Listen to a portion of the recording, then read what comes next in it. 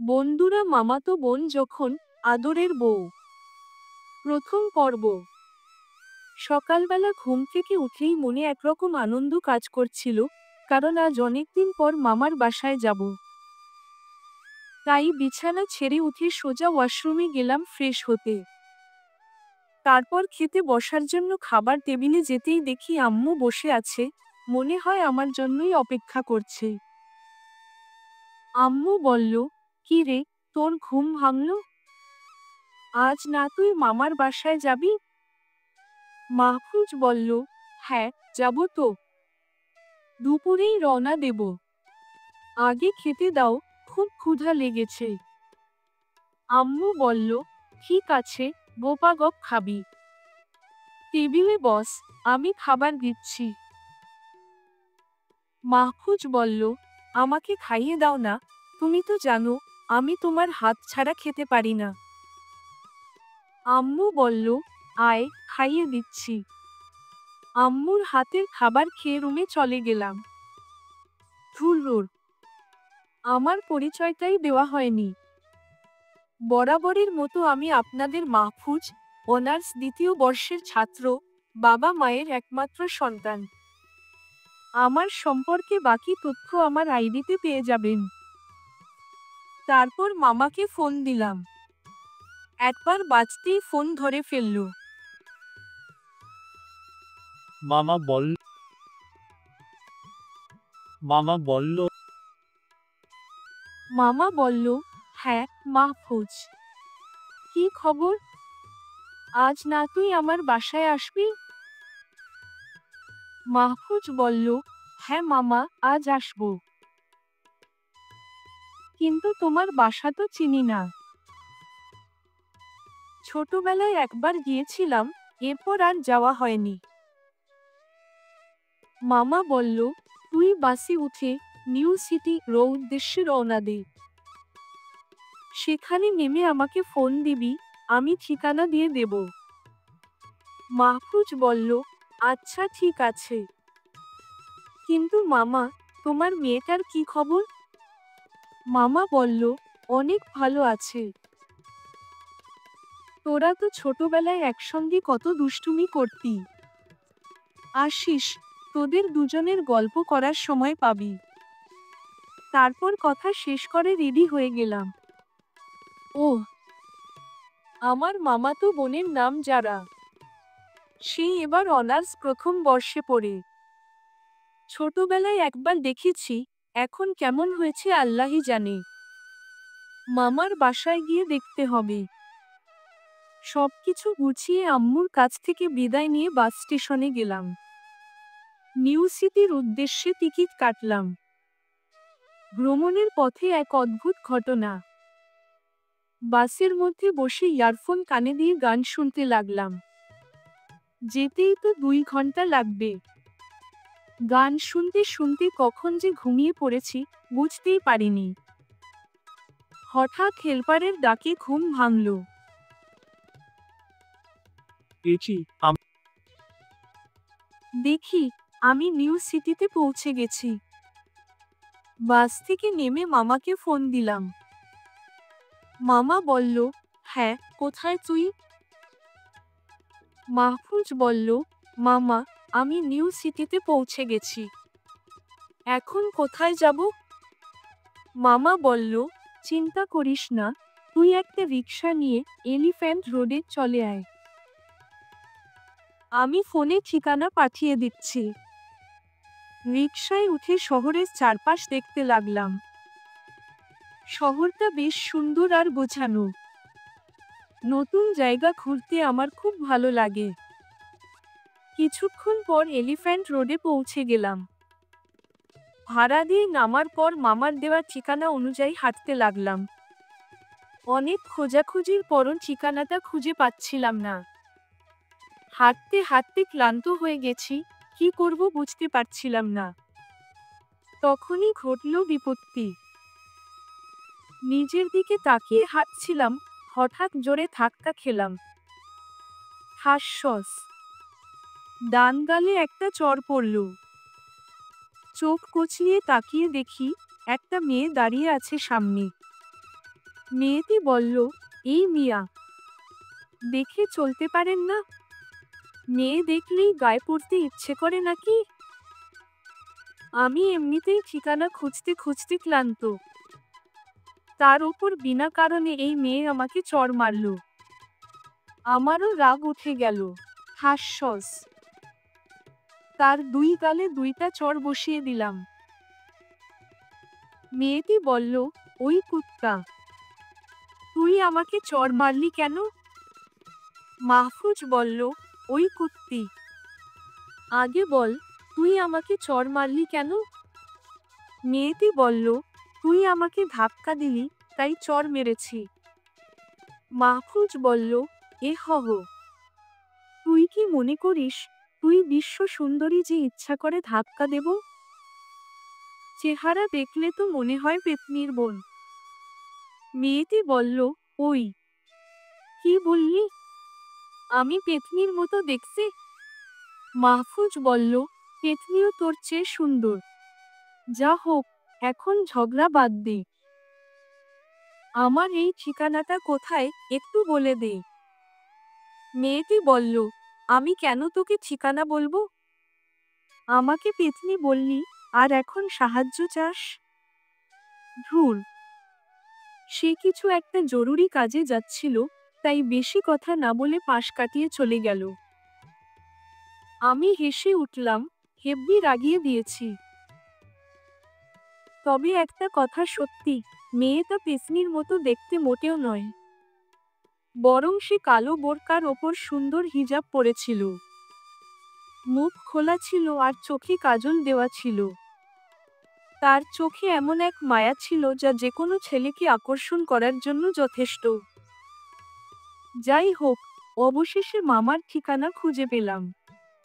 মামার বাসায় পৌঁছানো এবং চমক। কিন্তু এতগুলো বাসার মধ্যে কোনটা মামার বাসা বুঝতে পারছিলাম না। তাই আবার মামাকে ফোন দিলাম। মাহফুজ বলল, মামা, ঠিকানায় এসে গেছি, কিন্তু তোমার বাসাটা খুঁজে পাচ্ছি না। মামা বলল, দাঁড়া, আমি বের হচ্ছি। কিছুক্ষণ পর মামা এসে আমাকে দেখে জড়িয়ে ধরলেন। মামা বলল, কত বড় হয়ে গেছিস রে। অনেকদিন পর দেখলাম তো। অনেকদিন পর অনেকদিন পর অনেকদিন পর মাহফুজ বলল, অনেকদিন পর দেখলাম তোকে। মাহফুজ বলল, আমাকে এভাবে বাইরে দাঁড় করিয়ে রাখবে নাকি? ভেতরে নেবে? মামা বলল, ও, হা হা হা, ভুলেই গেছিলাম।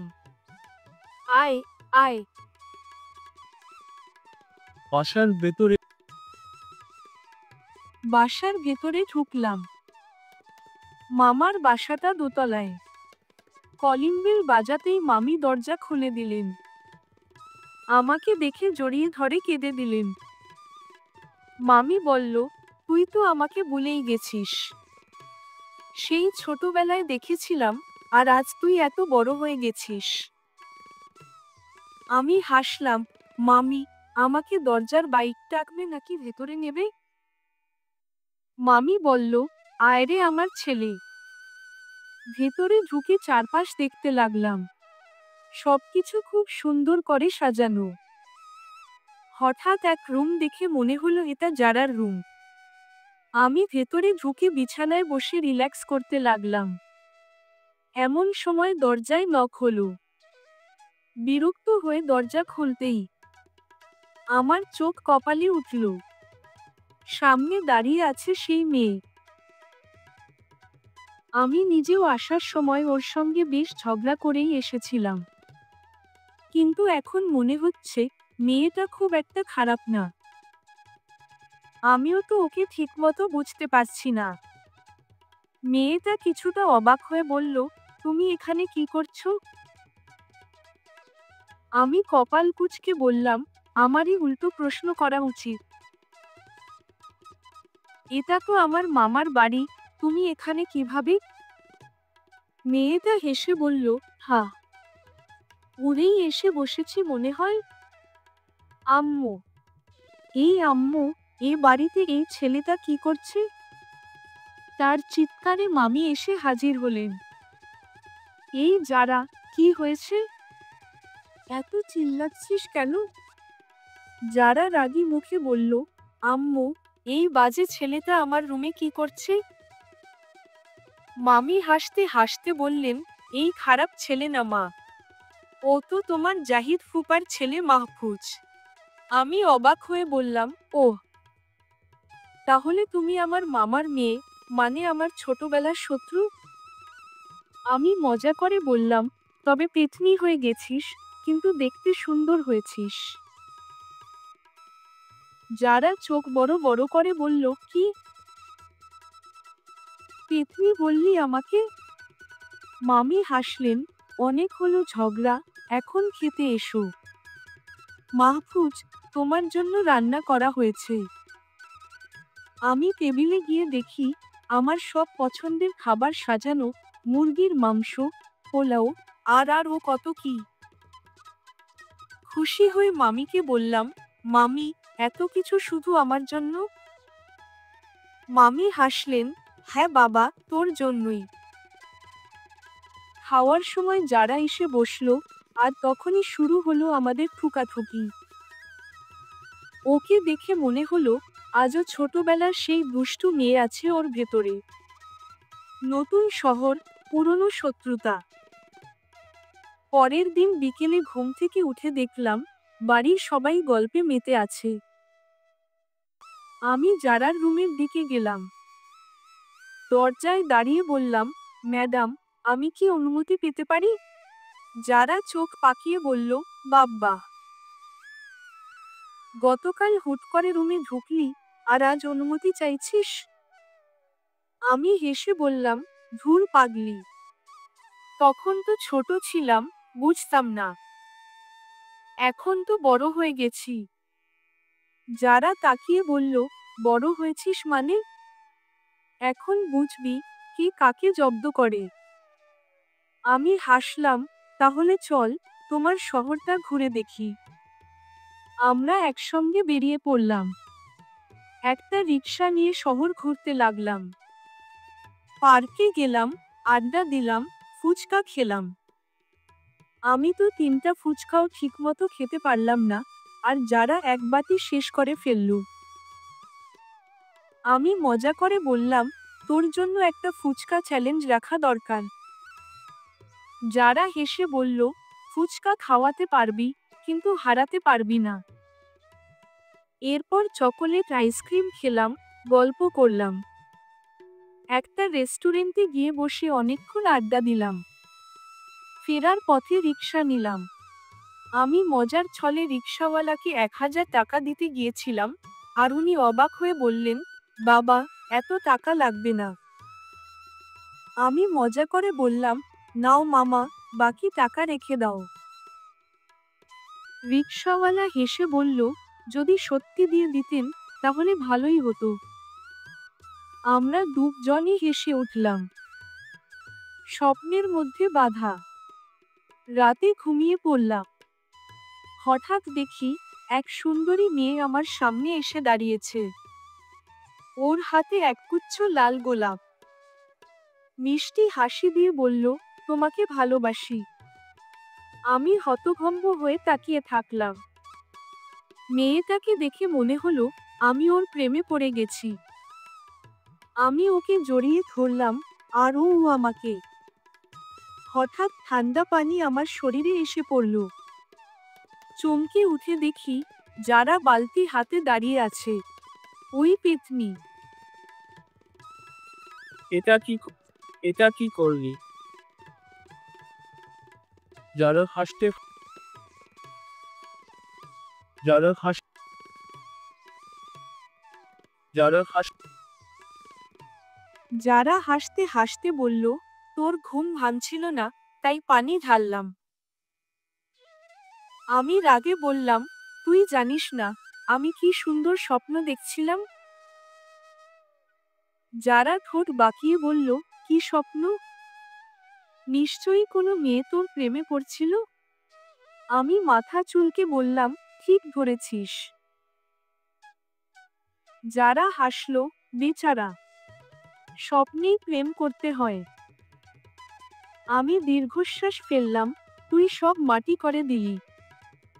শেষ কথার ইঙ্গিত। রাতে সবাই একসঙ্গে বসে আড্ডা দিচ্ছিলাম। মামি বললেন, যারা, তুই আর মাহফুজ সারাদিন কি করছিলি? যারা নাক সিটকে বলল, এই ছেলেটা সারাদিন আমার পেছনে পেছনে ঘুরেছে। আমি বললাম, আরে, আমি না, তুই আমার পেছনে ঘুরেছিস।